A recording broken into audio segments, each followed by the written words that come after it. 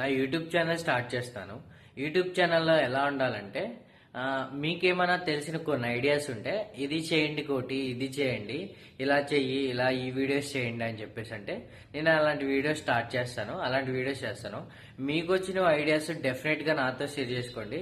And నేను కొన్ని చేస్తూ ఉంటాను.